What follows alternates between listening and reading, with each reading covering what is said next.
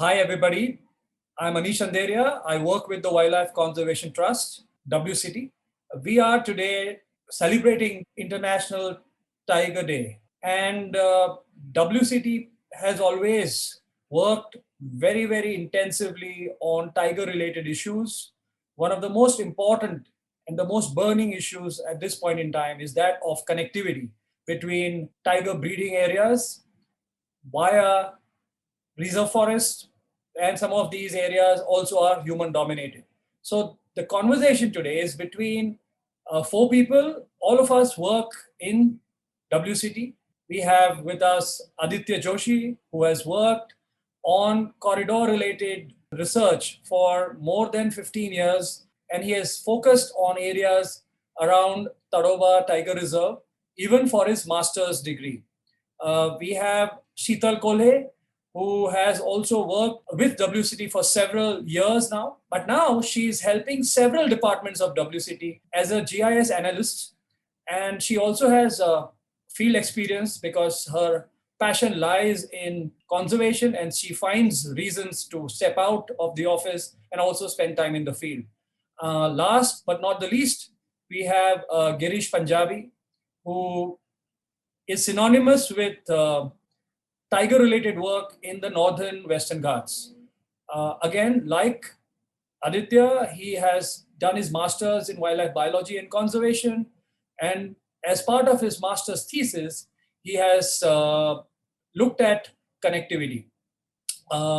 So today I'm going to have a very, very open conversation between us four colleagues because we keep thinking, we keep talking about conservation, and we keep talking about solutions. But solutions can not come by if we don't collect good quality data and analyze that data, because we all believe that data is God. And these are the people who have helped WCT be very, very forceful when it comes to conservation related matters, especially in the central Indian landscape. We are very, very active in the states of Maharashtra and Madhya Pradesh. So a lot of what we are going to talk today is based on our experience from these two states. However, the theory of corridors, the issues that tigers and other large mammals are facing are common to many other states. So what we are talking today is pretty much applicable to any forest in the Indian subcontinent. So I welcome my colleagues Aditya, Girish, and Sheetal. Um, I would like them to now start talking about their experiences. But before they do that, I would also want them to introduce themselves to the audience, because they spend so much time in the field and inside the office that they hardly interface with the outside world. So this is an opportunity for you audience people to understand what a conservationist is made up of, what is the different roles that a conservationist has to play, because I'm sure there are a lot of aspiring conservationists who are watching this today. So Aditya, my first question is to you. And before you answer the question, I would like you to introduce yourself.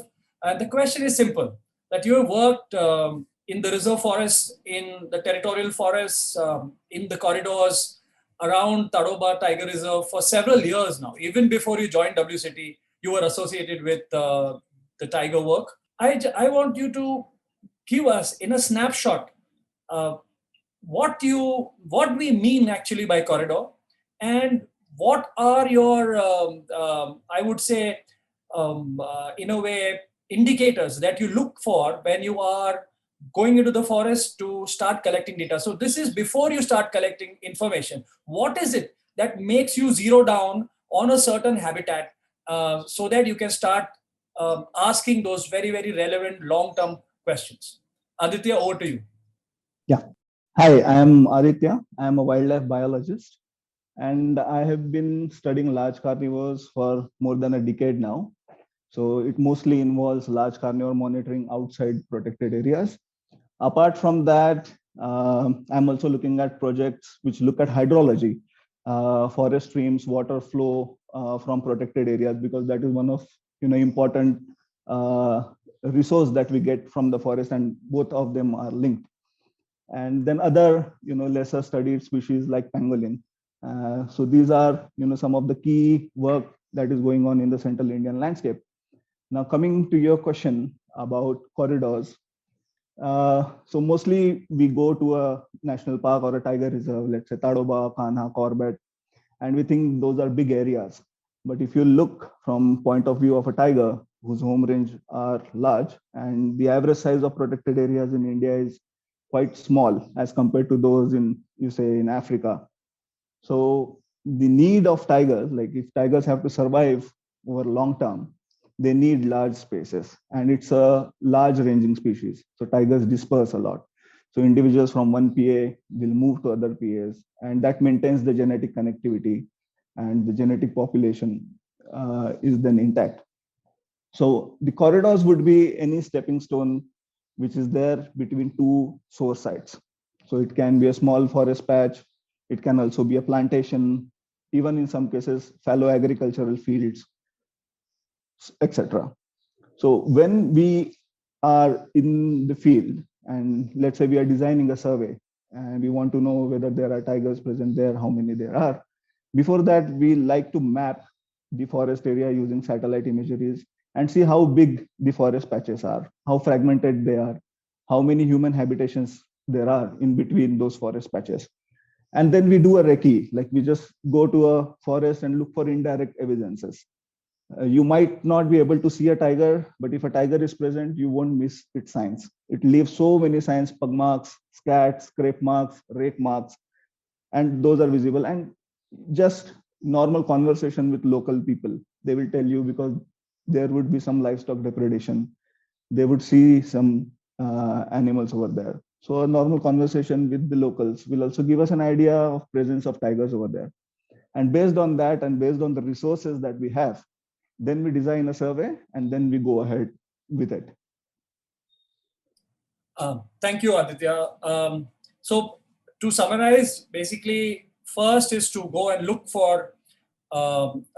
at images, satellite images, so that you know where these source populations of tigers are. And generally, tiger source populations means areas which are well protected, and that largely in India boils down to national parks, sanctuaries. Tiger reserves are basically a conglomeration of national parks and sanctuaries. A lot of the cores of tiger reserves are nothing but national parks and sanctuaries. So those are the areas where tigers are breeding, and then they have to disperse.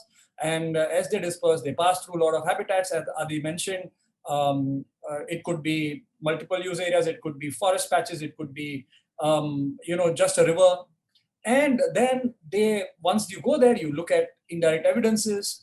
And once you have indirect evidence of tigers, you then start strategizing your study. So it sounds relatively simple, but I know that it is extremely strenuous. Can you, Aditya, just take the audience through the kind of, so if you were to go and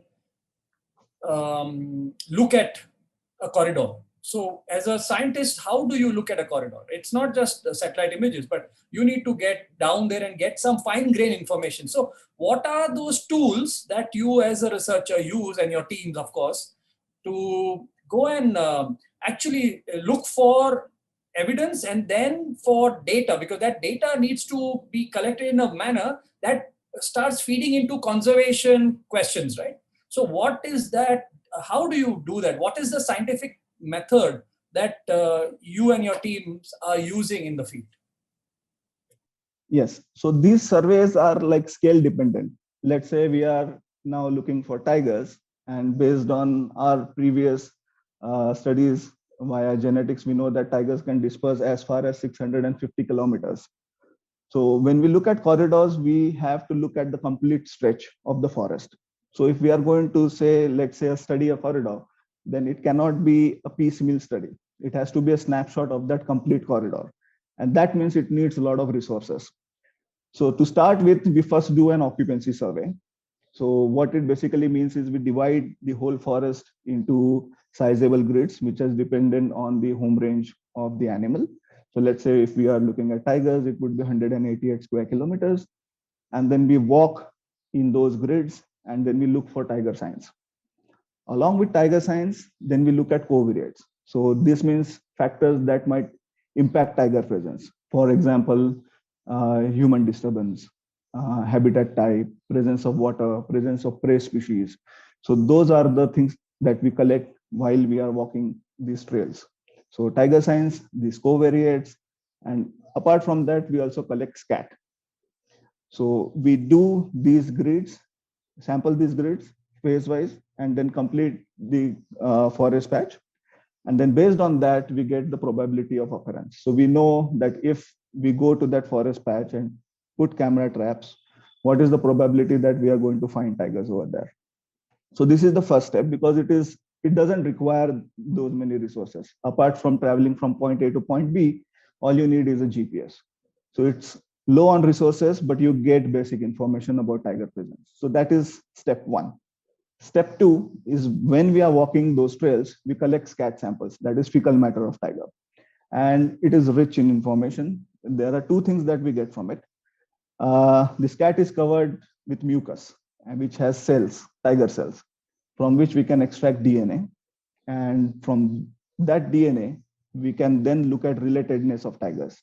So we will know how they are genetically different from other populations. Let's say if you are looking for a corridor from Tadoba to Nagzir and Navegao.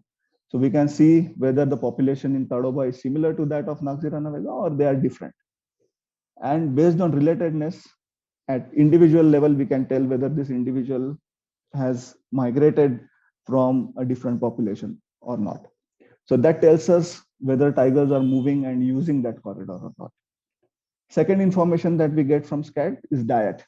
So we know how much is their dependence on livestock, how much of their diet consists of wild prey population. So that is an important information that we get. So after these two things, then we determine which are the key areas where we can do resource intensive work, and that is camera trapping. So in camera trapping, we divide that same area into finer scale grids of about 2 square kilometers. And within that each 2 square kilometer grid, we place a remotely triggered camera trap in pairs, because the tiger stripes are like fingerprints. So on right and left, they are different.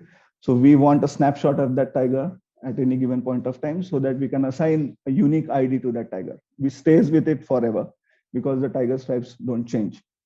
And these camera traps are then deployed at large blocks. So each block would be like 1,000 square kilometers.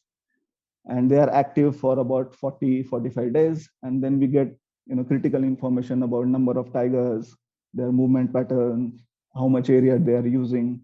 And then we get individual level data, which can be then subsequently used for management level interventions.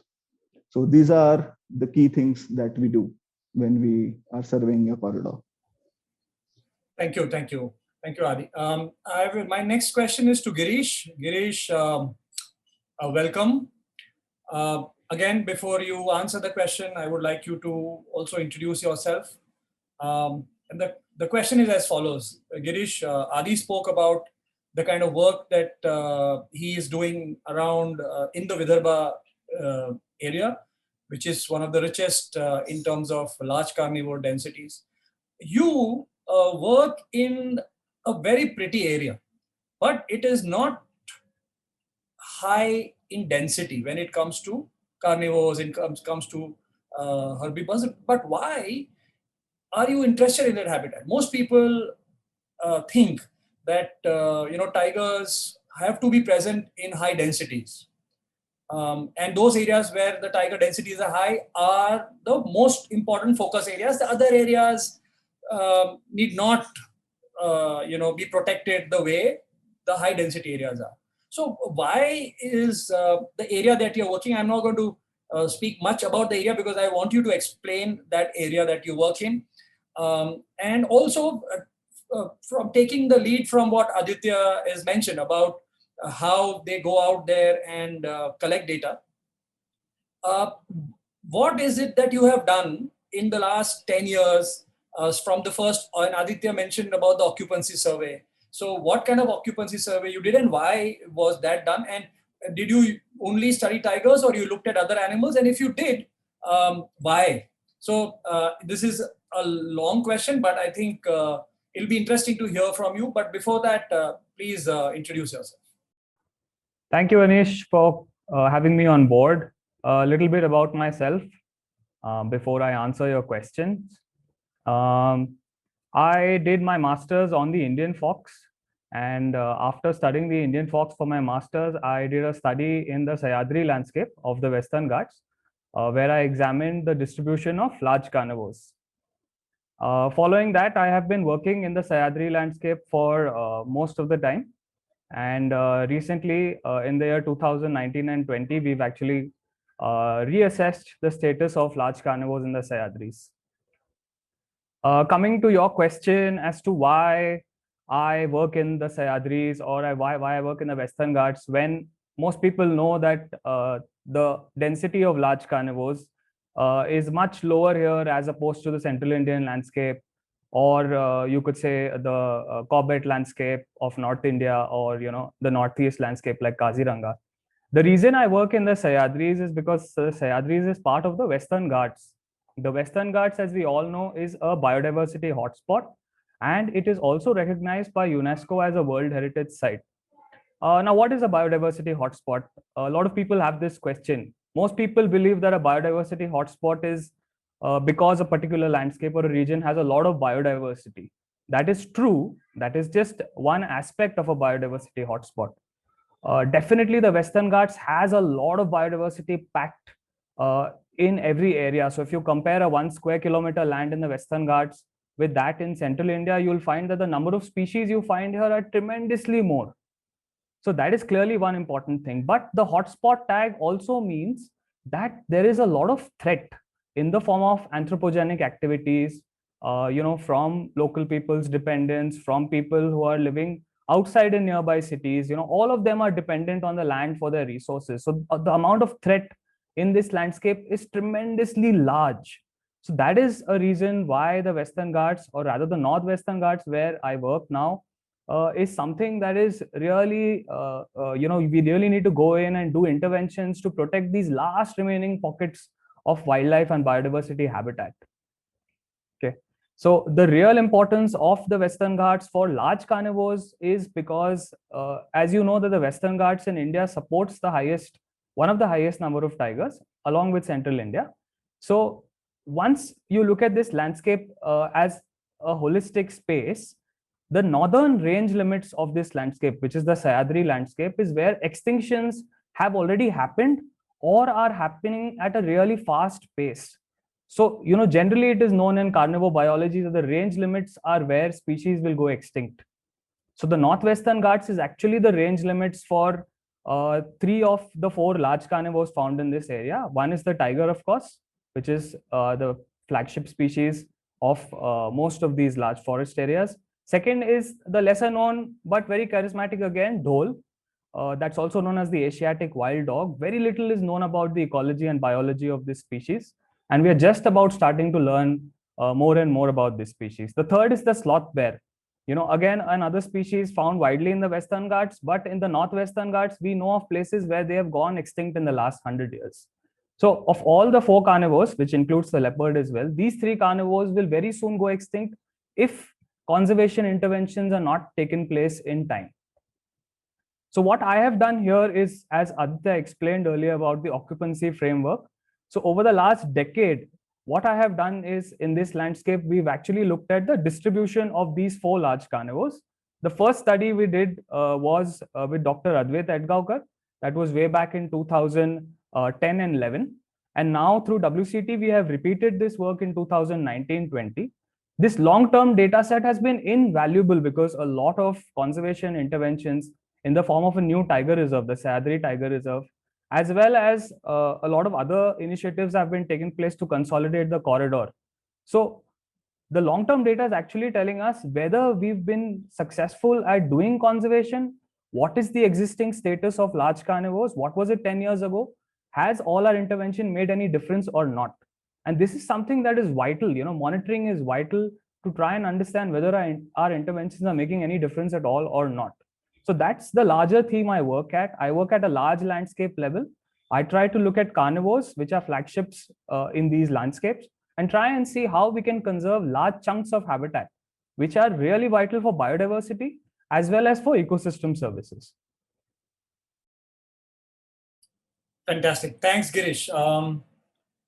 Yeah, so corridors and the significance of corridors is the same wherever you go, whether you look at forest ecosystems like the ones that we are talking in Sayadri or in Vidarbha region, or uh, we talk about grasslands, or you talk about wetlands for that matter. Species that are specialists, they are found in different types of habitats.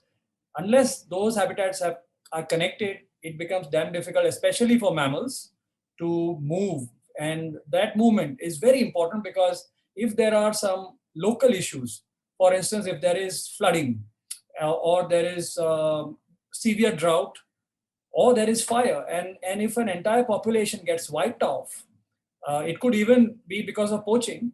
Without these connecting forest patches, it will be almost impossible for certain animals that cannot fly or swim in the river to actually come back to those habitats where they were found. So the significance of corridor doesn't is not limited to forests alone. It is limited to all types of ecosystems. So now, when we keep talking about the physical nature of corridors, we have to also understand how is it that a conservation biologist is able to um, call an area a functional corridor, or whether that corridor is just a green patch but it's not functional anymore. So what is it that you do? So what is the tool that one uses to look at the corridor from a bird's eye perspective? And so that brings us to Sheetal. Sheetal, who's working on with WCT, analyzing huge data sets on corridor connectivity. So Sheetal, definitely you should also introduce yourself. But after that, the question for you is simple. What is GIS really? I mean, people keep talking about GIS, remote sense data sets. What is it? And then how do you use GIS to tell the difference between a healthy corridor and a corridor that is not in good shape, or a corridor that's really on the verge of getting destroyed? So how does GIS as a tool help you make those differentiations? Over to you, Sheetal. Thank you, Anish. My name is Sheetal Kolhe, and I've been working in the field of wildlife conservation for over a decade now. With WCT, I work as a spatial analyst, and my work focuses on understanding the impact of linear infrastructure on forest in the central Indian landscape. To answer your question, basically GIS is just a tool to manage and analyze large amount of data sets. To put in a simpler word, today we are talking about tigers and connectivity. So when we talk about tigers, we simply cannot focus on protected areas alone. We need to think from a landscape point of view. And landscape itself is huge. Now, when I say landscape, I am not talking about forest alone. Okay, landscape is a mosaic of different land covers on earth, like agricultural fields, villages, settlements, water bodies, linear infrastructure, etc. So if we have to survey this entire landscape on our own, do you think it's possible? Well, practically it's not possible. So in such scenarios, GIS and remote sensing plays a very, very important role. How do we do this? Well, in GIS, there are two types of data sets. Okay, one is a vector data, which means it has latitude and longitude attached to it, meaning like all shape files. And the other is the raster data, which are satellite imageries. So with the help of satellite imageries, we can study the entire landscape of different time and season. Satellite imageries is just like a photo that consists of many pixels, and each pixel has a value or class attached to it. So this way we are able to identify different classes in the image and classify it based on the pixel value. Some of you might think how this information is collected from a satellite image.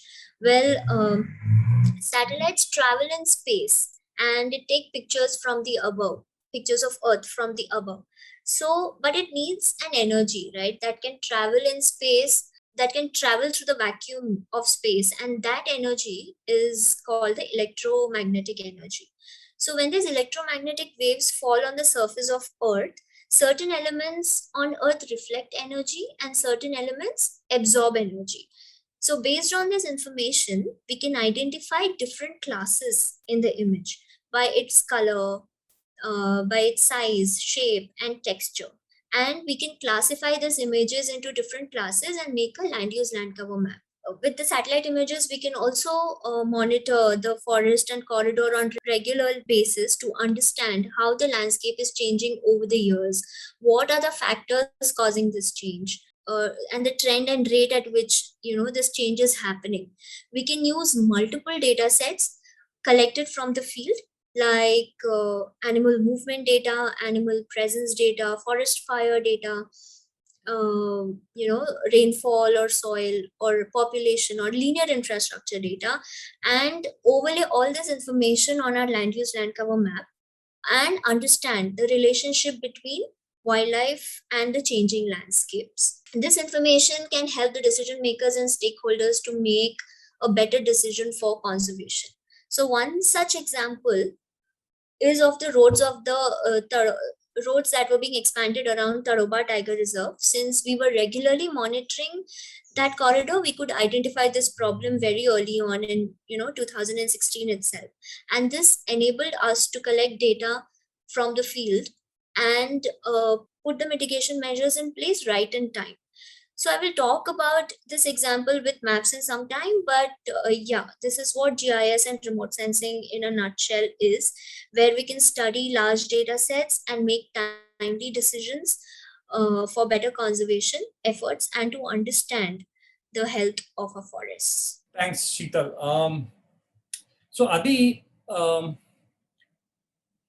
so when you go to the GIS platform and you start analyzing, what are the data sets that a conservation biologist generally provides to somebody who is going to analyze all that? So what are the different layers that we are looking at? Because corridors just doesn't mean vegetation, right? Because there are places where there may be very scanty vegetation, but because of the location of that place, you will have a very high traffic of wildlife, if not in the day, in the night. So what are the type of layers that one would provide to analysts like Sheetal so that she can then take a composite view of what's happening there? Yeah, so if we talk about satellite imageries, these are basically pixel level information. So it's like a large photograph, taken from space, and it has that pixel level information. And based on the reflectance of light, you can classify that pixel as a forest and different forest types, built up areas like human habitation, water, etc. So these signatures differ based on the satellite and also based on the landscape. So when we are actually doing these occupancy surveys, then we collect what is called as the geotag points. So these points provide information that at this particular location, what is the forest type, what is the soil type. So this information then goes in the GIS analysis so that a comprehensive land use map can be produced. So that is step one. Second is the data that is collected via camera traps. So these photographs are also geotagged. So when the camera traps are active, they are active 24 hours. So they are not only just taking photographs of tigers, but also other species and human.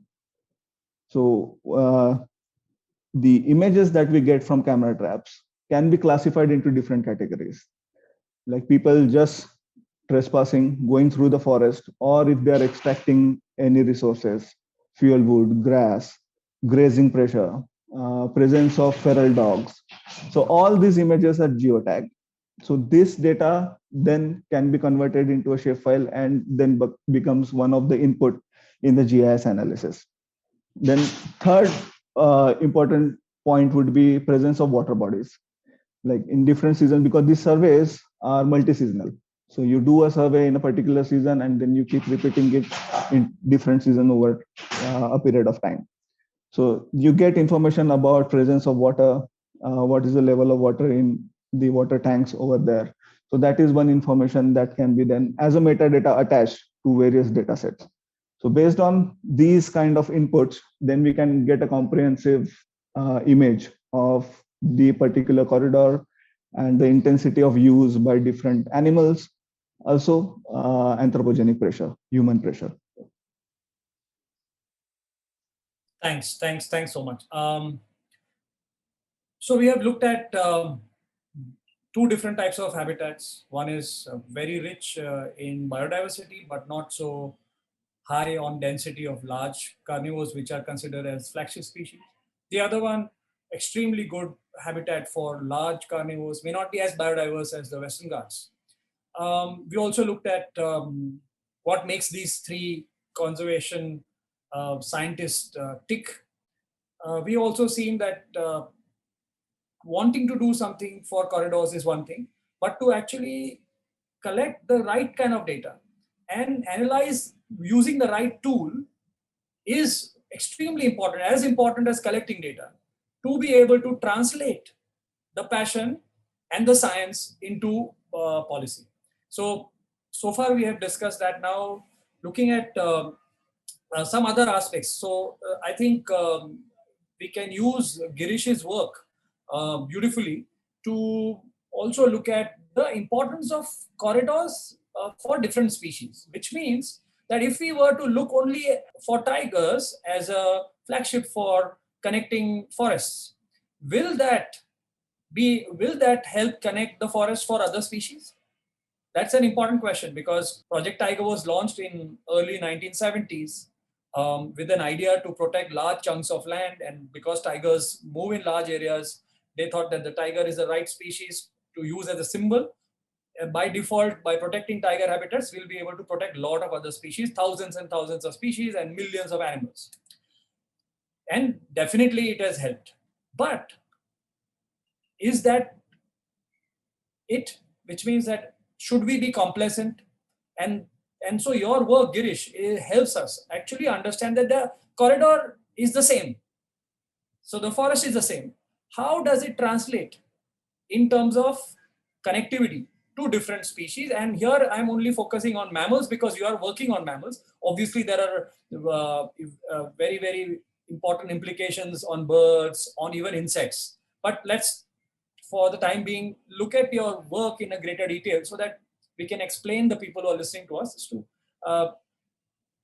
that a good tiger corridor, is that enough for other animals? And if not, why? Absolutely, Anish. That's, I think, a very valid question. To explain the answer, I would like to show a few slides. I will just share my screen here. So let's look at the Sahyadri landscape first. Okay. If you look at this map, I hope everybody can see this map. Yeah. If you look at this map, it has a lot of blotches of green, and there are some red boundaries shown there. So this is India, and the western part of India is where the Sahyadri landscape is along the Western Ghats. Way back till 2020, there were three protected areas actually. Two of them were part of this tiger reserve called the Sahyadri Tiger Reserve up north. And around 60 kilometers further south is a wildlife sanctuary called Radhanagari Wildlife Sanctuary. The Sahyadri Tiger Reserve measures around 1,100 square kilometers, while Radhanagari Wildlife Sanctuary is about 350 square kilometers. All the green patches that you see are the remnant forest habitats. These are interspersed by multiple land uses, including agriculture, orchards, other sorts of plantations, villages, infrastructure projects, and all the more, in fact. So this is the kind of landscape in the Sahyadris. Every square kilometer of forest habitat here is packed with at least a couple of hundred species of plants, amphibians, birds, reptiles, and all sorts of other gamut of biodiversity that exists.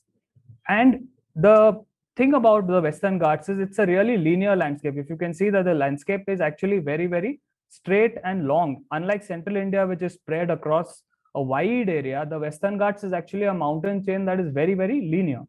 So it's connected to the states of Karnataka and Goa. And many of these parts in Karnataka and Goa are actually protected. They are well protected parks, some of them. Some of them are protected areas, not very well protected, but nevertheless, there is a good chunk of habitat available where we know that tigers are breeding. So basically, very briefly about how all of this works for each of these large carnivores, I'll briefly explain this.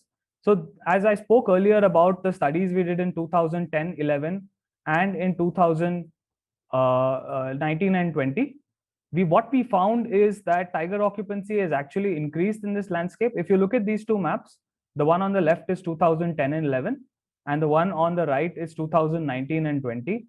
If you look at the red grid cells here, the redder or the darker grid cells actually indicate that tiger occupancy has gone up. So over the last 10 years, what's happened is because of the Sahyadri Tiger Reserve getting declared, because of the corridor plan being formed for this tiger reserve, protection has definitely beefed up in the landscape. And many of these measures eventually have helped the tiger recolonize some of these parts. If you look at the dhole, the same stands for the dhole. The dhole has also, in fact, increased in occupancy over the last 10 years by a fair margin, in fact. So if you actually compare the colors of these two maps, you can see that in 2010 and 11, dhole occupancy was in fact low in some parts. And in fact, now a lot of the areas are dark blue in color, which means that dhole occupancy has gone up in these parts.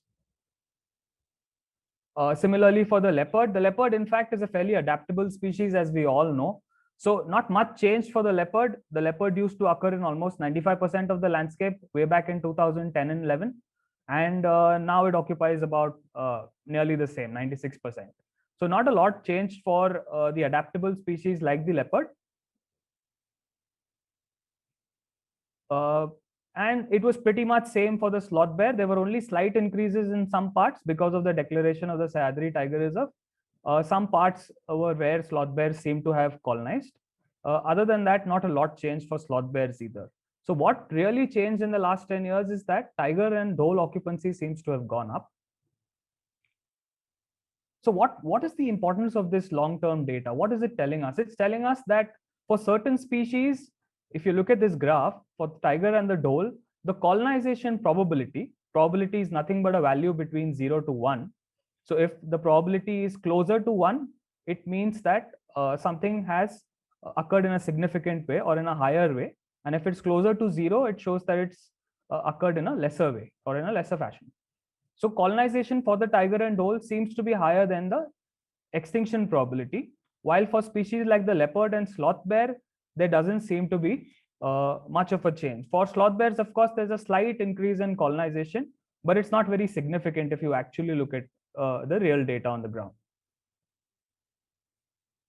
And what determines where large carnivores are occurring? So as ecologists, we have to factor in this complexity into our analysis when we are studying corridors or studying large habitats for individual large carnivore species. We need to understand what is it exactly that's determining where these large carnivores occur and why. So we did this analysis for the tiger, for the dhole, for leopard and sloth bear, and all of them seem to have very different factors affecting where they occur. So really, you cannot have one prescription for all species.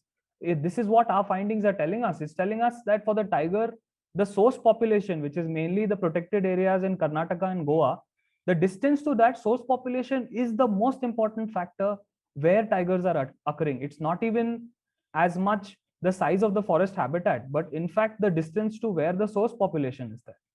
And this has repeatedly been shown over the last 10 years of our work. Okay, percentage forest cover did make a difference. It was a positive effect on tiger occurrence. So definitely larger pockets of forest do make a difference, but in combination with the source population distance. And livestock encounter rate was a slightly positive effect, which means that tigers do tend to move around in areas where livestock may be readily available because it's easy to prey upon. For dholes, in fact, we didn't find that pattern at all. Dholes seem to be completely avoiding areas where large number of livestock exist. And in fact, they want to go in areas where preferred wild prey, that is mainly the deer species, sambar and manjak deer, are more. So whichever areas where we found sambar and manjak signs to be higher, we found dhole occupancy was higher. Also, presence of protected areas made a big difference for this species. For leopards, forest cover did make a difference, and so did preferred wild prey. This was mainly the smaller size prey species, which included the langur, the porcupine, the manjak, the wild boar. Okay, and livestock encounter also was a positive encounter, a positive effect, which means that because they are adaptable, they will readily move around areas where livestock is easily available, even at a large landscape scale. For sloth bear, what we found is that livestock is a completely negative effect. So wherever large amounts of cattle is grazing in the forest, livestock, sloth bears are completely avoiding these areas. Forest cover and protected areas are really important for bears. So as you see, these findings are telling us that each of these species require different determinants or different factors for them to survive and use these areas. So let's take an example of the tiger. So if I just plot a map of where we saw tiger signs when we did our survey in the Sahyadris, we actually found that areas closer to the source population near Goa and Karnataka, there the encounter rates of signs were much higher. And as we started going further north, the encounter rate of signs became less. But the important part is that tigers, even though this corridor looks very fragmented in between these two protected areas, they were managing to move further north till the tiger reserve. But you compare this to a species like the sloth bear, whose dispersal ability is much lower, we actually found this very strange pattern where we found that sloth bears are occurring till Radhanagri. And then suddenly in the 60-kilometer long corridor patch between the Sahyadri Tiger Reserve and Radhanagri Wildlife Sanctuary, we did not detect a single sloth bear. And the sloth bears in Sahyadri Tiger Reserve seem to be totally isolated from this population further south. And because this is a very large distance, even if one sloth bear was going around or two sloth bears are going around here, the chances that they will actually go and form, part of this remnant population further south is very, very rare. So it's telling us something very stark about these two different species. For a tiger, we can pump in a lot of money and preserve a tiger reserve and possibly introduce tigers here and ensure that they're breeding. But unless we connect this corridor, some male tigers may be able to disperse up north and go south, or from south come up. But sloth bears are absolutely unable to disperse in these fragmented areas. So this is something that only individual level studies, individual species level studies are able to tell us. And that is where hard, robust information and long-term information over 10 years is very, very useful. I hope I've answered your question, Anish, and I'll stop this share now. Thanks, Girish. So we have seen how conservation on ground manifests on different species. Thankfully, Maharashtra government, because of several studies that have happened, both on large carnivores, also on smaller diversity like frogs, also laterite plateaus, and which means on plants as well, and reptiles, they have declared a string of protected areas. We'll come to those a bit later, Girish, but definitely that's a positive sign, and that's what long-term research does. So, Sheetal, I would like to come back to you. Is it possible for you to take the audience through the composite map that you have created, like Girish did right now, and explain how, what are those, so different things like what is a bottleneck, where are the pinch points, which are those areas which are close to tiger, what is the kind of the flow in terms of which are those areas where tiger will do pretty much okay even in the next 10 years. But what are those areas which may be very close to a protected area, but they are more vulnerable than some of the areas which could be far off from there. So it's not the what I'm trying to say is that the quality of corridor is not directly related to the protected area that it is connecting. So is it possible for you to just go on that slide of the composite image of the Central Indian landscape And then also as part two of the question, can you also superimpose some of the linear infrastructures to show how a healthy looking corridor can also drastically get impacted just by a single thin strip of infrastructure? Okay, wait, let me try. I have few maps downloaded here. Let me try and share the screen. Okay, so this is a connectivity map of the Central Indian landscape. Central Indian landscape has 8 states, which is part of Maharashtra, Madhya Pradesh, Chhattisgarh, Orissa, Jharkhand, Telangana, and Andhra Pradesh. Also, parts of Rajasthan are included in the Central Indian landscape. These purple polygons that you see are all the protected areas of the Central Indian landscape, and the shades of orange and red that you see that are flowing like an electricity is the connectivity. Okay, the darker shade indicates the higher connectivity, and the lighter shade indicates the lower connectivity. And so basically how we made this connectivity map was based on the circuitscape model. The circuitscape model basically borrows the algorithm from the electronic circuit theory. In that, in this, what we did was we had the data of genetics, nightlives, land use, land cover, animal presence. So based on all this information, we have prepared this connectivity map. Okay.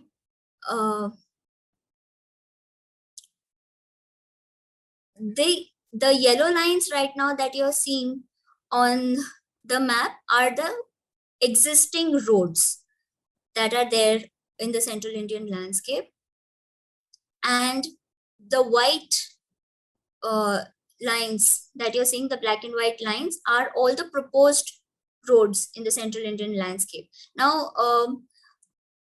this is just a glimpse of it. There are so many roads that are coming up right now. Basically, this is the Bandhavgarh Tiger Reserve.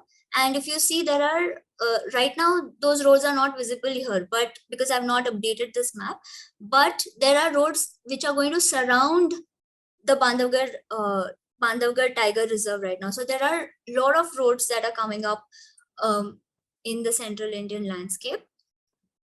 Yeah, also I want to add that these, the things, the white and black lines that you're seeing are the proposed roads, but this is only roads. There are other linear infrastructure also that is coming up in this landscapes, like there are railways, then there are transmission lines, high voltage transmission lines, then there are pipelines and canals that are coming up in this landscape. Right. So as we can see that thankfully the corridors between various protected areas, by protected areas we mean tiger reserves, could be sanctuaries, national parks, even conservation and community reserves, they are there. There are a very large number of protected areas in Central Indian landscape, and fortunately there is habitat connectivity between many of those. But what is important from what Sheetal is showing us is that just because today you see all these dark reds and oranges doesn't mean that they will remain tomorrow, because what the map shows is the connectivity based on the vegetation as well. So the vegetation may not go immediately. However, when a linear infrastructure comes, even if the vegetation is in good state, the linear infrastructure project, if it comes in the wrong place, or if it comes without mitigation measures, then despite having a good vegetation connectivity, the corridor will not exist in the future. So it's important to look at both forest degradation and fragmentation because of man-made reasons. So degradation happens when fuel wood collection happens, when wood is taken out from the forest, and that could be because people have to survive. It is for subsistence. There could also be illegal trade by removing logs and wood from here. But linear infrastructure is a different ball game altogether. Where it comes, it looks small. The amount of area that is converted from forest to non-forest is small. Yet the impact of that is far greater than sometimes degradation. So both degradation and forest fragmentation have to be looked at in conjunction with each other to understand the real threat that the corridors are facing. Thanks, Sheetal. Now this brings us to the most important section of our discussion. How does long-term research in one landscape finally translate into conservation action that leads to protection of not only the target species, but also of several other species, most importantly of the habitat itself? Because we know from past experiences that once a habitat gets degraded, it becomes almost impossible to bring the habitat back to its original shape. And so the best thing is to safeguard these forests outside protected areas in time so that they don't lose their character. And so I would now come to Aditya to explain through a case study of how the work that his team and him are doing in the Central Indian landscape. How has that work, which has been done consistently and repeatedly, translated into conservation on the ground? Adi, over to you. Yeah. So I would like to show you some of the maps. So one of the most important findings from these long-term studies that we have been doing, especially the monitoring part, was that there is a common belief that the protected areas are the sources. So tigers breed over there, then they move out, they disperse, and the outside protected areas are the sinks. So that is where some of the tigers would survive and most of them would die. But based on our long-term camera trapping plus genetic study that we have been doing, we now know that that's not the case. Even we have resident breeding populations outside protected areas. So if you look at this map and take Tadoba, for example, so this is a source population, a conventional source population. And one would think that tigers would be breeding here and then going to the surrounding areas of Brahmapuri, Central Chanda, Chandrapur. But over the long term monitoring, the data that's coming, we know that there are resident breeding populations even in Brahmapuri and Central Chanda. And through genetics, now we know that even tigers that are breeding outside are then colonizing your protected areas. So they are actually providing tigers to the conventional source. So that changes the whole ideology of source and sink, and it shows how important these surrounding protected areas are. Because based on models, we know that if for long-term survival of tigers, any protected area needs to have about 100 tigers, and out of those 100 tigers, we need 20 breeding females. Now, if in isolation, if you look at all these protected areas, all the tiger reserves in India, especially Central Indian landscape, none of them would fulfill that until and unless we take into account the corridors and the surrounding forest areas. So together they act as a meta population, and that is the key thing. And then based on this data, we can then design the working plans, the management interventions, and the future for these large carnivores. So this was one of the major findings, and which is now driving a lot of the work that is happening in the state. And it also helps in mapping connectivity. So here you can see Tadoba is connected to Umred Karandla, and then Nagzira Navegao on the north. To the south, it connects to Kawal Tiger Reserve in Telangana. Towards west, it connects Tipeshwar Wildlife Sanctuary. So it's all connected together, and tigers are moving between these protected areas. So this is a slide showing all the effort that we have been putting in this landscape. So all the red areas are the protected areas that we have camera trapped. All the yellow grids that you see are outside protected areas that we have sampled. In all, about 15,000 square kilometers was sampled, out of which about 4,000 to 5,000 square kilometers is surveyed every year. So this has, temporal data set. So year after year, we are collecting data and then looking at trends. So this is the extent at which the data has been collected. And then it gives you. Aditya, can you go Yeah. back to the previous slide? Sure. Just for the people who are listening to you, now Yeah. some of these large parks like Satpura, Pench, Melghat, they are huge. I mean, compared to other parks. I mean, no park is huge in India, but relatively, Umred Karandla is very small compared to Satpura, right? Yes. Similarly, Yeah.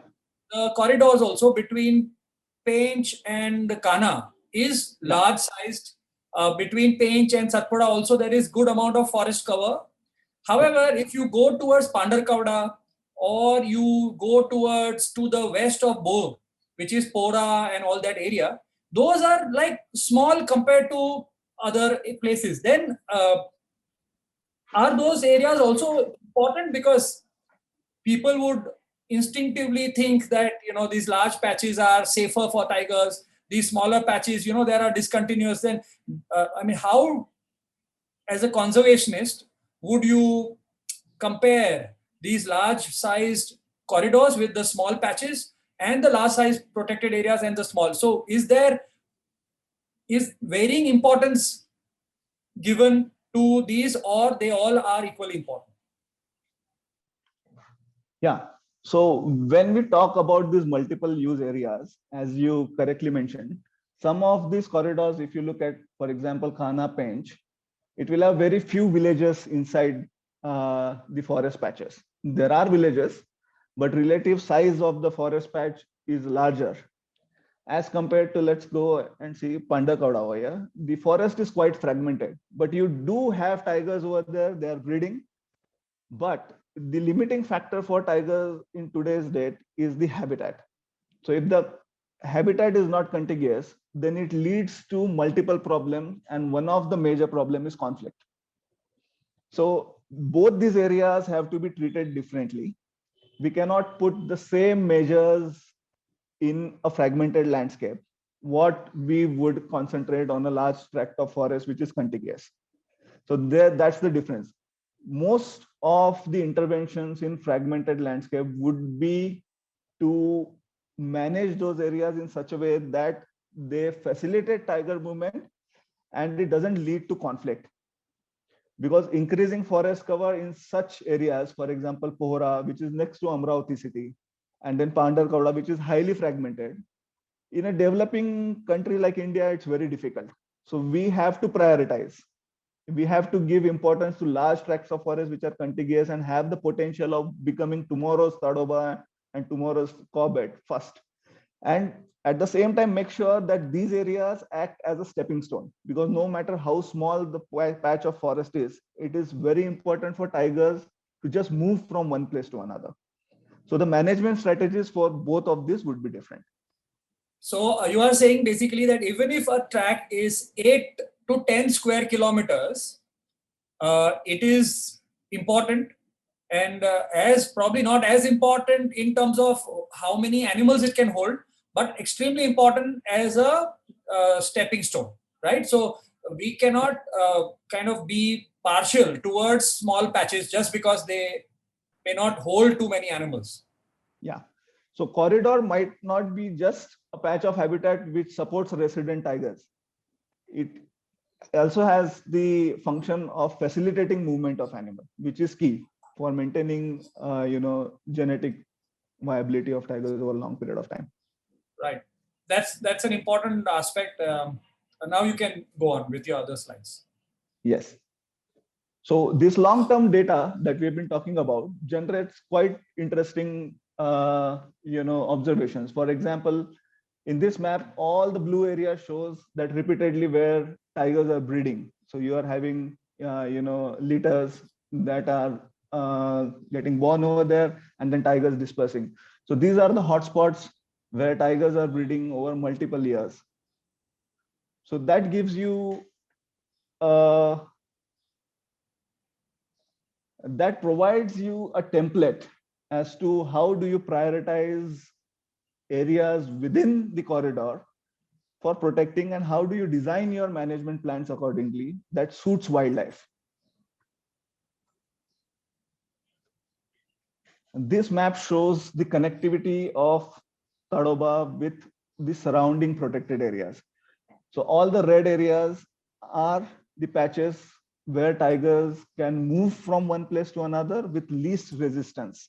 And as it goes towards yellow and then blue, it meets more resistance. So all these dark blue areas are human habitations. So that is the place where tigers would normally not go through unless it's some conflict scene. But So natural dispersal. that dark blue area is Nagpur, right? Yes, this is Nagpur. This is Nagpur. This is Chandrapur. Right. This is Amravati. So these are your human habitations, and the red are the corridors which can facilitate tiger movement. So if we just take a look at it, visually and physically, the PAs look connected. But as we collect more data on tiger presence, we know that in most of the places, tiger presence is clustered. And over the long period of time, these clusters should have free flowing wildlife. Like the tiger should be able to disperse from point A to point B successfully.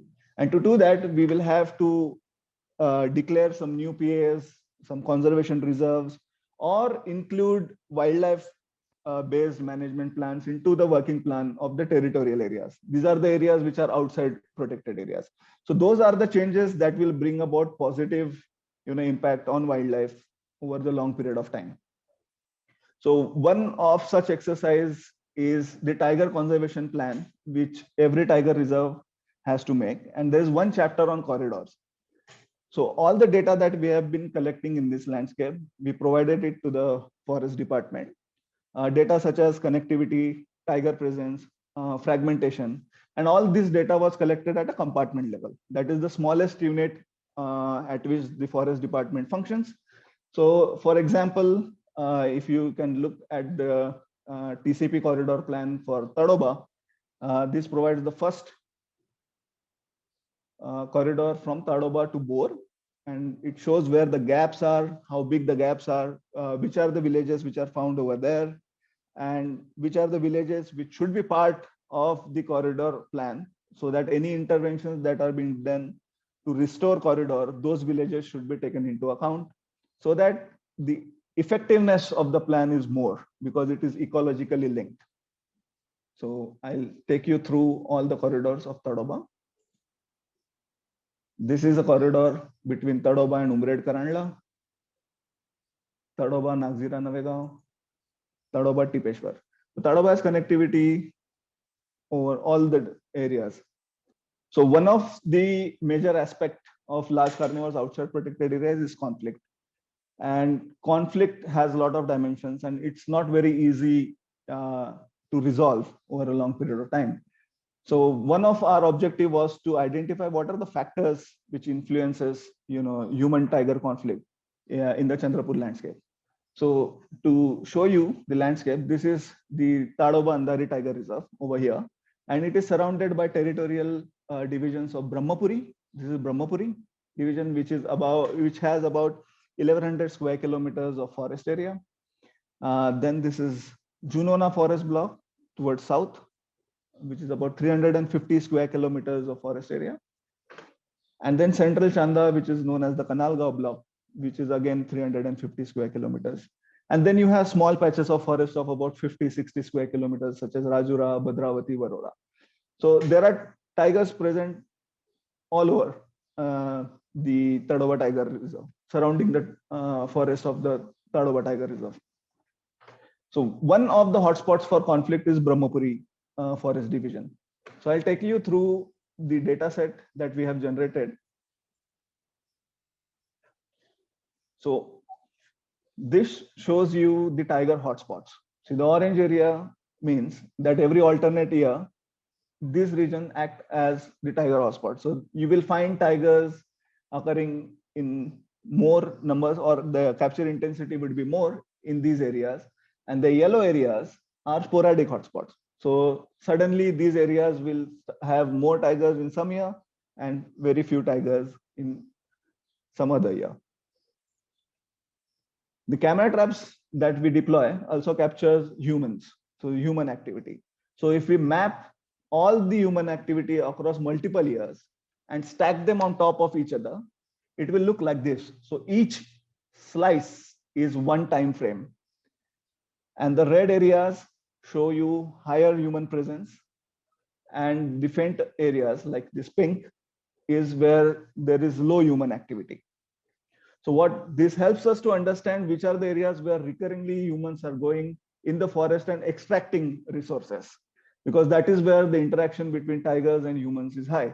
So this gives you a nice overview spatially, which are the areas where most of the humans are going repeatedly over multiple years and over multiple seasons. And that provides us a hotspot of human activities.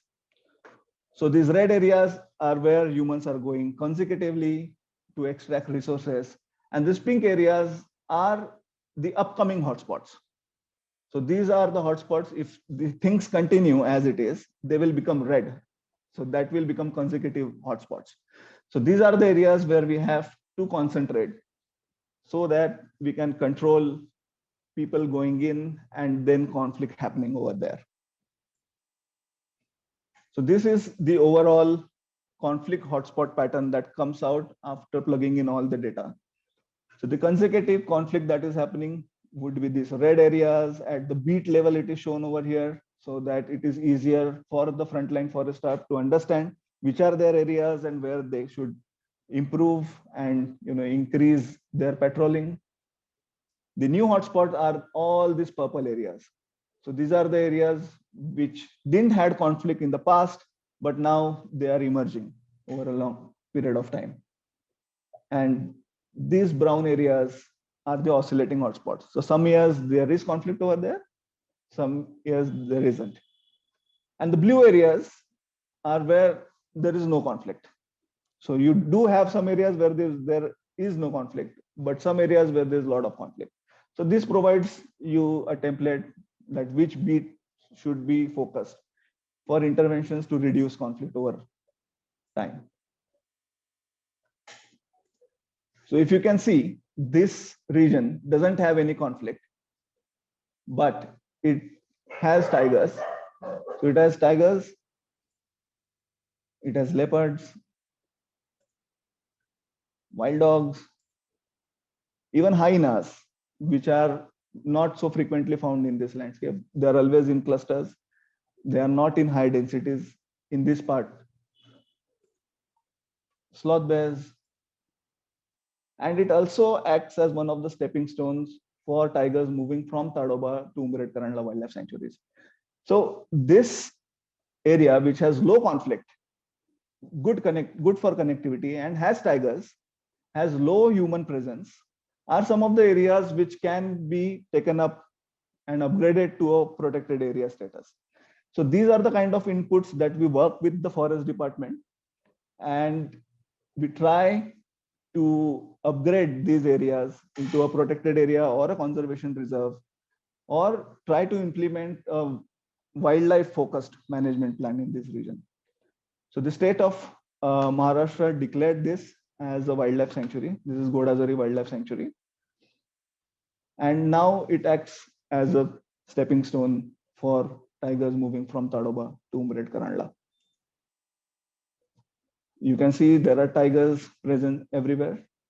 And this is the eco-sensitive zone, which now touches the eco-sensitive zone of Tadoba. So it is one contiguous protected habitat, which is good for tigers over the long period of time. Similarly, you can see there is one more protected area, which is Kanalgaon Wildlife Sanctuary, which provides tigers to the Kawal Tiger Reserve in Telangana. So tigers from Kanalgaon have moved to Kawal, and now they are breeding over there. Similarly, tigers from Pandar have dispersed to Kawal, and now they are breeding over there. So these areas which are outside PA are having breeding tigers, and they are providing tigers to new areas. So they are actually the founding population for other areas. So this also recently got declared as a wildlife sanctuary. So these are the small patches of forest of about 139 square kilometers, 150 square kilometers, which in the long run will support breeding tigers in this landscape and will boost tiger population in the neighboring state as well. Thanks, Adi. So this brings us to an important, in fact, leads into what Sheetal is working on. So while people are now familiar because of the maps you have shown, Aditya, about Tadoba, so mostly Aditya is focused on forest patches as well as territorial forest that houses large number of human beings as well. They have human beings meaning people, then they will have livestock. So it's a huge population of people and domestic animals that put pressure on the forest. So that is one type of pressure. Now that can be removed by proper patrolling, by improving the livelihoods of people, by improving the relationship between the forest department and the community. So once you use these large data and start mapping them and start collecting more and more information about different species, you will get enough information to start sitting across forest department senior officers and discussing strategies of how conservation can be done outside protected areas with the help of communities, because these are areas where people and tigers live alongside each other. So you cannot think of protecting a tiger like in a Brahmapuri place, Brahmapuri like area, like you would do it inside Tadoba, because Tadoba is a tiger reserve. The core of Tadoba has hardly any human beings inside. There are 1.5 villages left inside. But outside, there are in Brahmapuri alone around 608, if I'm not mistaken, villages. So there, if tigers have to survive, there has to be a proper coordination between human beings, people living outside, and the forest department. So as a conservation unit, data that you collect on the ground and the analysis that happens gives you a good foundation to build strategies for conservation. And that strategy can be utilized by anybody. It doesn't have to be utilized by WCT alone. Most of the work that we do is in public forum. It is all shared with the forest department. A lot of local NGOs also get information from the way we are doing the work that we are doing. And a lot of these individuals and NGOs are also utilizing the data that we have collected to start working on those small patches all around Tadoba. So conservation is a long-term game. You cannot get instant impact, and therefore it's very important for people who are listening to us that people have to invest a lot of time and energy. It doesn't always need a lot of money. Money definitely is important, but time and energy is important, and invest it on one landscape. The returns on that investment can come even after 15, 20 years. So it's not like you put camera traps somewhere and the next day it becomes a protected area. It takes a long time. Even the conservation, so-called battle that was being fought to declare Kanargaon as a protected area. Aditya, you remember that we had visited that place in 2012. And that's actually, there is an interesting story there, because I had a friend who lives in Telangana, who used to call me and say that, there is an amazing forest just to the south of Tadoba.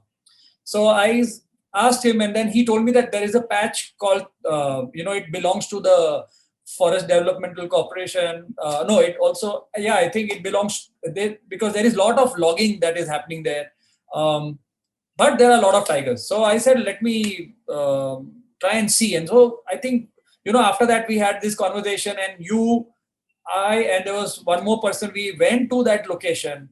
And on the very first day that we went for a casual drive into the forest, and we stumbled upon a tigress with 2 cubs. And that was the starting point of,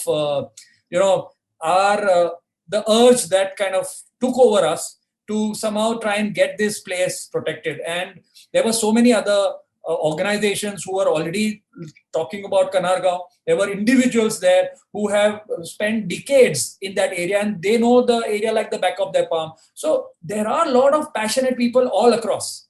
What science does it is that it gives them their argument lot of strength. And so therefore scientists have to work very closely with other individuals and other organizations whose end goal is the same.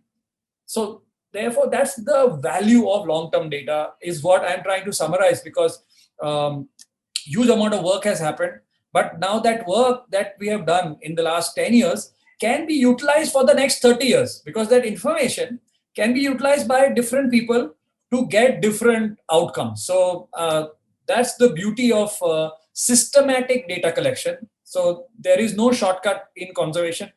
The most important part is quality data, no compromise on data sets. So now talking about, now that we've spoken about this landscape, I think it is the right time for us to go to Sheetal and ask her as to how the same data and the mapping that was done has helped in mitigating, you know, the kind of infrastructure, the problems that could have got created because of linear infrastructure that was coming in the vicinity of Tadoba.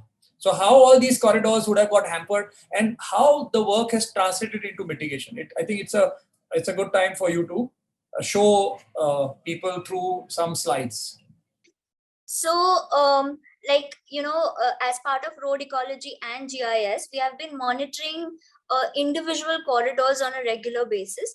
So, one of the this example is of the roads coming around the Tadoba Tiger Reserve. So we identified this problem way back in 2016 itself.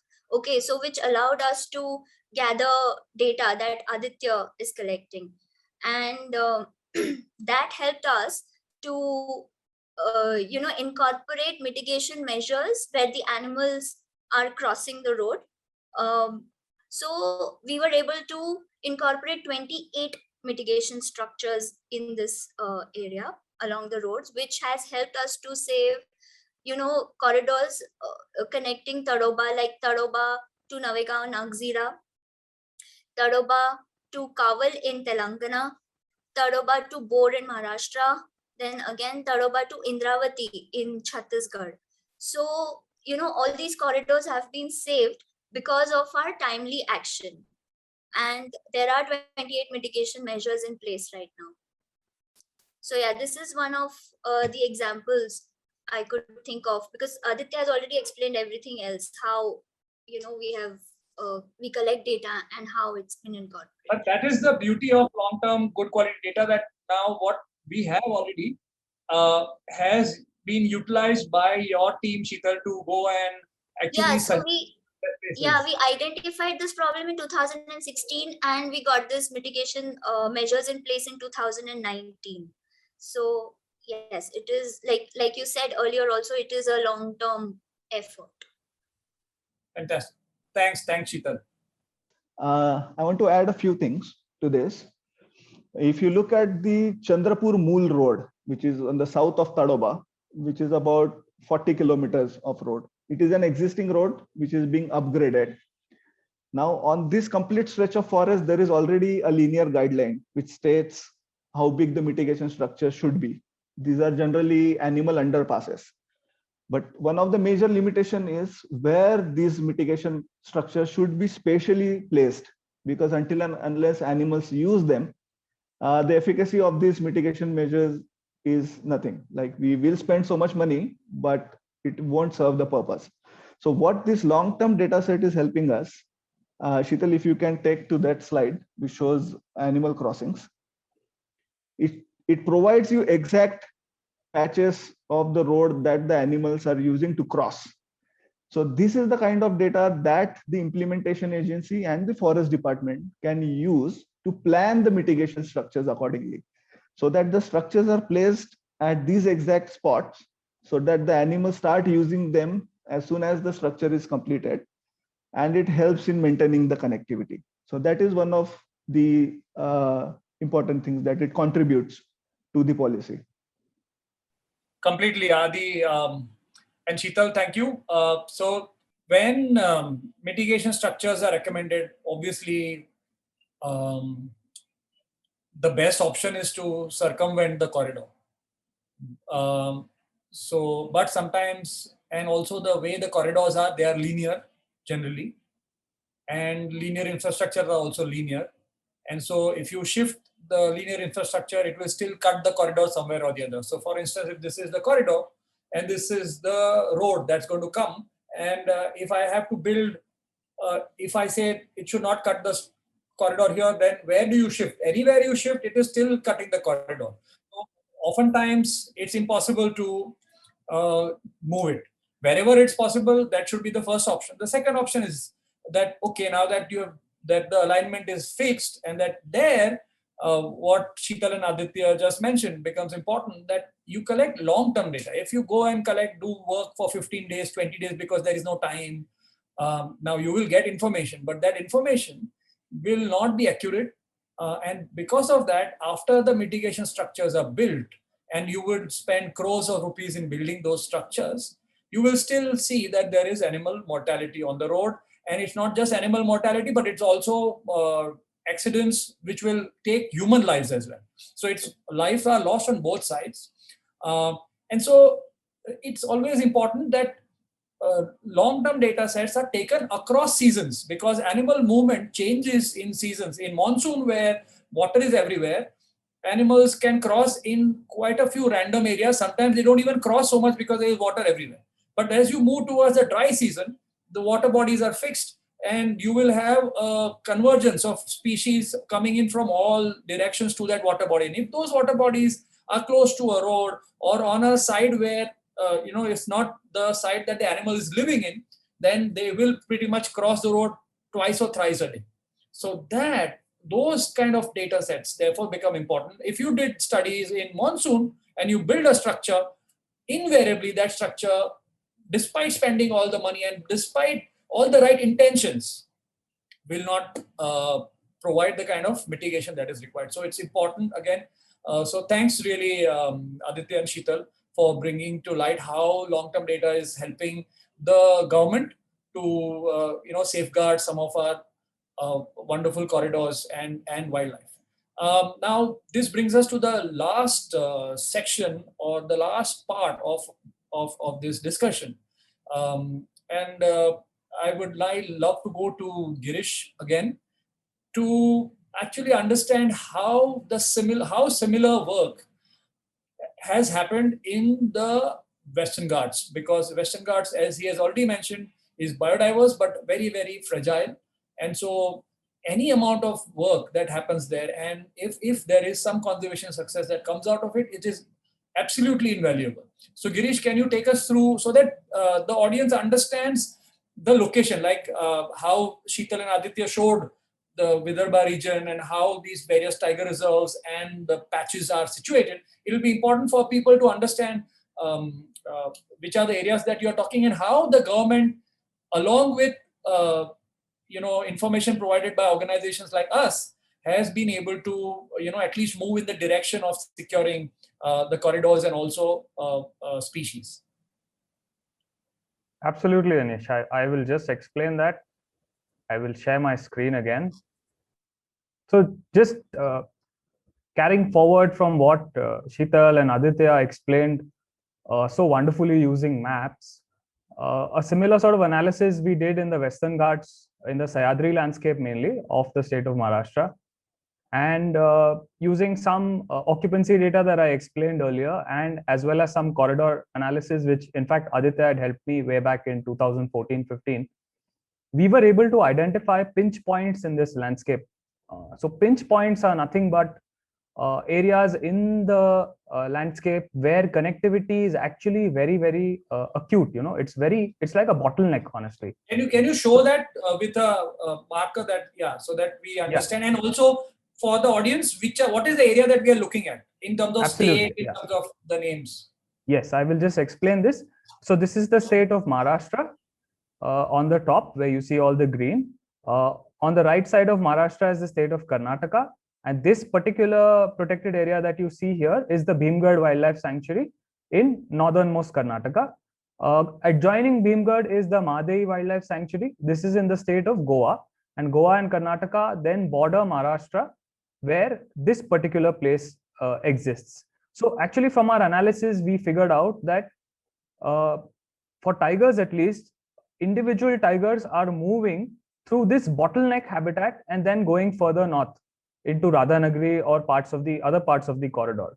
So over the occupancy data that we collected in 2010-11, as well as the corridor analysis that we did in 2014-15, we figured that this particular bottleneck of forest is the pinch point. It's a place where tigers are moving from south to north or from north to south, as well as in particular valleys, they're also breeding. So this information was extremely vital to identify patches, identify pinch points, in fact, where conservation action needed to happen. So all this data was very, very useful for us to engage with the policymakers, with the forest department, try and explain to them the importance of this tiny patch of forest. So this particular patch of forest, it actually encompasses about 100 square kilometer of area. But when you actually go down to the details of the forest ownership, one realizes that the forest land that is actually owned is barely 30 or 35 square kilometers. So when you come to the ground realities of doing conservation, you figure out that even though something like this is important as a pinch point, what will actually be protected is even lesser than the outer boundaries of a protected patch. Nevertheless, as we all discussed and as Anish rightly stated, conservation is a long-term endeavor. It's something that starts way back. I remember when Anish and Mr. Pardeshi had come down way back in 2000, I think end of 2014, and you all had done a visit in Tilari, and that was the time we had actually started talking about how we can get around to protecting this small patch of habitat. And there were talks about it being declared as a wildlife sanctuary then. Of course, conservation, like we discussed earlier, takes a lot of time and patience from conservationists and from different agencies as well. Eventually, what happened, fortunately, in June 2020, after a lot of pushing, a lot of efforts from a lot of conservationists, Maharashtra state government decided to declare Tilari as a conservation reserve. The area was 30 square kilometers. And this was amazing because it took a lot of sweat and blood to get this done. And finally, people in power listened to conservation efforts in the area. And a small sort of conservation achievement came about. But interestingly, this was the map of the landscape with the Sahyadri Tiger Reserve and Radhanagari Wildlife Sanctuary, like I explained earlier, and the other protected areas in Karnataka and Goa. In 2020, the Tilari conservation got declared. This is the green area over here, right at the border of Goa and Karnataka. It's a crucial pinch point. And soon after that, a series of protected areas to conserve this corridor were proposed and were actually approved by the State Board of Wildlife as well. And the state government has already notified 6 of these protected areas, 6 of these conservation reserves. Only 2 more are remaining. They have been approved, but they will very soon be notified. So from Sahyadri Tiger Reserve, there's a small conservation reserve here called Jor Jambli, all the way up till the Goa-Karnataka border. More or less, the entire corridor that exists is now either a part of a notified conservation reserve or an eco-sensitive zone in Mahabaleshwar. So more or less, this entire stretch of the Northwestern Ghats is now under some form of protection. Why is this important? Like Sheetal and Aditya explained, infrastructure projects, even though they look minor on paper, cause a lot of damage in reality. So mitigation measures are very important. Whether certain projects need to be passing from the corridor, where they should be passing from, how they should be upgraded, all these important questions, clearances about these projects. Once it's a protected area, the clearance, there are a couple of clearances that need to be sought. It's a wildlife clearance that they need to get. It's also a forest clearance and an environmental clearance for certain types of projects. So, just making a small piece of forest as a protected area has such long-term implications. The battle takes many years, sometimes even decades, but the outcome of that will last centuries. So all these tiny efforts are now joining up, and a lot of these new protected areas will certainly, create one large connected landscape for tigers to recolonize and start breeding in Sahyadri Tiger Reserve. Thank you, Girish. I think it is, it's a pleasure to actually talk to you guys. We keep talking about work all the time. Mostly it is the immediate, but to actually sit back in our different rooms and talk about the bigger picture. So today, what our conversation has, led to is a bird eye look at how conservation work actually translates into action on the ground. And from all three of you, it is very clear that it's a arduous journey. It is a long journey. It requires a lot of patience. It requires perseverance. It requires the ability to overcome frustrations, because there are so many times, and I remember Sheetal, Aditya, when we were talking about Kanargaon, pretty much every year there have been instances that we thought as a group that Kanargaon is going to get declared any point in time. We were so close, yet so far, and so far that many people had actually given up hope, but because we knew the value of that land, because we knew that we owe to the unborn generations, because as conservationists of today, you and I, we have few years on this planet, after which we are gone, and we'll be gone as happy people because we were not spectators. So each one of you have already in your life, in professional lives, already paid back, to Mother Earth by securing big landscapes.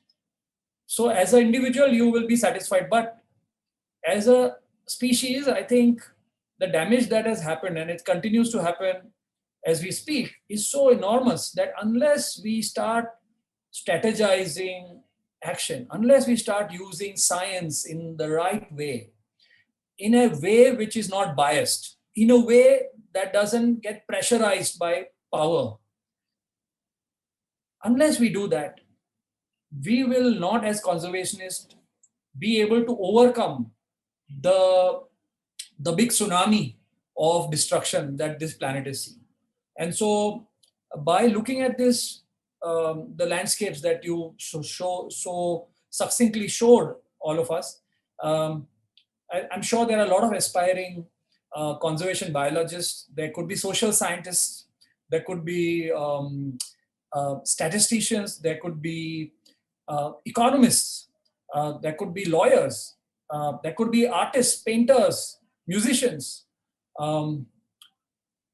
Just four of us and our teams. We are about 90 people, but we are nothing unless we get people from different sectors looking at this thing and understanding this. Everybody talks of corridors. Why is this discussion important? You talk to anybody, they'll say, we know the corridor, what corridor means. But it's not just knowing what corridor means. It's what goes in, so that you try and start securing these, because finally corridors are not just for animals. Corridors are also places where human beings live. And oftentimes the poorest of the poor, the doubly marginalized people, are living in the forest today. And if these areas, which are actually their bread and butter, this is where they live, their agriculture is dependent on the river flows, their agriculture is dependent now on underground water tables, because they are also having pumps now because the rivers are drying. They are dependent for their daily subsistence in terms of fuel wood to a certain extent, but also minor forest produce collection, which is very big. And statistics have shown that nearly 3 million people live inside India's 51 tiger reserves, and nearly 300 million people of our country are dependent on some or the other resource from the forest. So their daily subsistence is in some way or the other dependent on the forest they live in. So corridors basically mean green areas, green infrastructure. Any amount of work that is done to ensure that the green infrastructure stays as is going to help not just the tiger, not just the great hornbill, not just the king cobra, not just those fish that live in those streams, but all those millions of human beings that share that habitat with animals. So I think um, it was a pleasure and an honor actually to share this panel with my teammates. They are the people because of which I can talk so proudly um, um, in committee meetings and also in so many other forums. So these are the faces behind those people who are really working day in and out, all through COVID, mind you. They have worked, if not from their homes, they've actually gone out in the field as well. So towards the end, I would just, kind of ask each one of you if you want to just, say a couple of lines to the people who are listening to you from the perspective of a conservationist, if you want to, from the perspective of a biologist, if you want to, or from the perspective of just a human being who is breathing the oxygen, drinking water, and eating food. This is all up to you now. I would rather let's start with Girish. Then I'll go to Aditya and then to Sheetal. So Sheetal will have the end note. Okay, Anish, to the listeners who watched this till the end, there is only one hint of advice that I could give, is that do not underestimate the power of engagement. And I'm saying this personally as an introvert, a person who does not like to be around people, and probably which is why I chose a career which allowed me to stay in wildlife areas away from people. But I very soon realized that the fact that I get to go out, I get to meet local people, I get to meet forest officers, guards, staff, friends who think alike, all of those engagements have actually produced the results that we are seeing today. So conservation is not a single person's job anyway. It's a joint effort, and the only thing that can make things work is if you engage with all the stakeholders that you can possibly do the engagement with. So that's a few lines from me.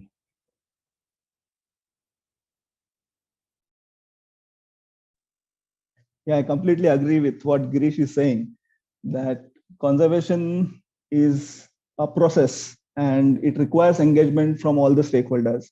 And when we talk about development agencies, we have to engage with them. We have to make them understand why it is important to conserve these landscapes, and even work with local people.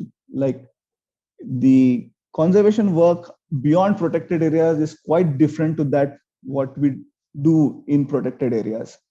Outside protected areas, we have to address the need of the local people who are dependent on the forest and take them into account, and then develop the wildlife management plans accordingly. So the engagement is quite important, and it's a long process, and it's not just about wildlife policies, but it also includes the psychology of the people. Then we need to look at the livelihoods of the people. So it's a multidisciplinary approach, and we need support from everyone, and everyone should understand why it's important and then work towards it. Yeah. Beautifully said, both of you, Girish and Adi. Completely resonate with what you're saying. And now over to you, Sheetal. Okay, yeah. I want to quote a film here.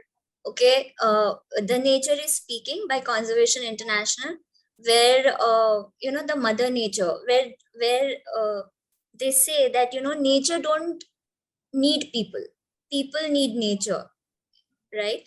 So we are so very rapidly destroying what we have in the name of development. We should actually keep in mind that nature has been here for billions of years, and it is going to be there, it's going to remain there, and it is prepared to evolve. So protecting what we have right now is very, very important for our own and our future generation survival. So yeah, I just want to end by saying that. Thank you, all three of you. All the best to all of us. I think um, I'm sure the people who are supporting us, the various organizations, the various business groups, the officers within the forest department, and our teams, those people who are working with us, from uh, the research associates to interns to our cooks, how important they are when we are in the field. They are our lifeline. um, the drivers who are coming with us, and now they are integral part of the team. They're actually helping us collect data. So I think uh, it's been a pleasure to be part of a team like this, and I hope that we, through our work, somewhere are going to change the mindset of people. Again, it's a long-term expectation of mine. But even if this discussion that we have had has influenced some young minds out there who are thinking of entering into the field of conservation, I'll be more than happy. And do contact any of us. Our email addresses are our first name followed by @wctindia.org, which means it's Sheetal, SHEETAL @wctindia.org, or Girish, GIRISH @wctindia.org, or Aditya, ADITYA @wctindia.org. I'm Anish at wctindia.org. Do get in touch with us. If you have any doubts, if you are thinking of taking on conservation biology as a career, if you want to, even if you are a social scientist, there are several other teammates who we can direct you to. But make sure that you talk to people who are working on the field, in the ground, so that you know whether you are cut out for it, because there is no instant success here. It's a tough game, but it is the most satisfying thing that a passionate human being can do. So I can speak on behalf of all of my colleagues here that we will not trade our profession with anything else on this planet, no matter how difficult things are on the ground. So all the best to all the listeners. Hope all of us come together to protect this beautiful blue marble that we live on. And thank you, Aditya, Girish, and Sheetal, once again for really discussing the kind of learnings and the wisdom that you have gathered over the last many years that you worked in. Thank you very much, all of you.